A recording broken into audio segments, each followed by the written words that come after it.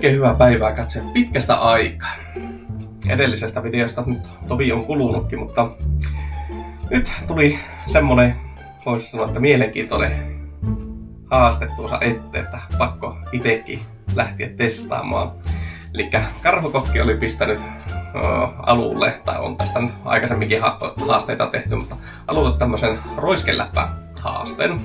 Ja siitä on muutama muutkin tehnyt, Jari and Friends ja Sing Eelis ja Batman Social Club muun muassa. Niiden videot on itse siinä kattonut. Ja Elikkä kuin nopeasti saa syötyä saarioste roiskeläppä pizza. Ja tosiaan niin 30 sekuntiin, vähän yli, vähän alle, lähemmäs minuuttia on tässä mennyt ja nopeimmillaan sitten on 19 sekuntia Jari and Friends Jari vetässyt tämän. Ja tässähän tosiaan ideana on, että kuin nopeasti tosiaan tämä pizzan saa vejettyä naama. Elikkä tyyli on niin sanotusti vapaa, saa taitella, saa vettä tämmösen, vettä saa ottaa siinä, eli huuhella tätä. Ja mä ajattelin, että mä lähden tää taittelemaan ihan, että ja otetaan vielä tuohon, että tää nyt on lämmitetty ja voi sanoa, että sopivan lämmin on nyt, että pystyy alkaa syömään.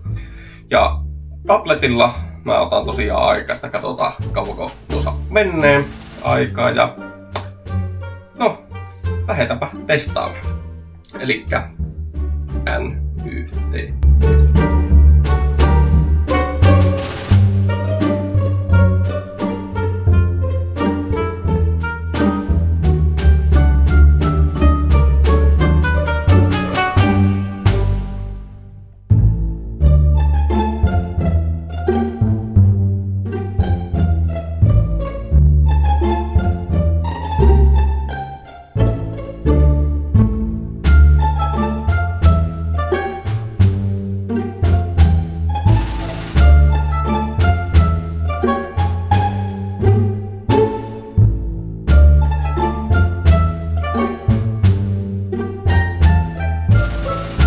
Oh. 42 sekuntia. Olisin vähän parempaa aikaa ottanut, mutta ihan suht nopea tuokin aikaa. No niin, tämmönen video tällä kertaa. Ja ei siinä, kiitos kun katsoit. Se on moi.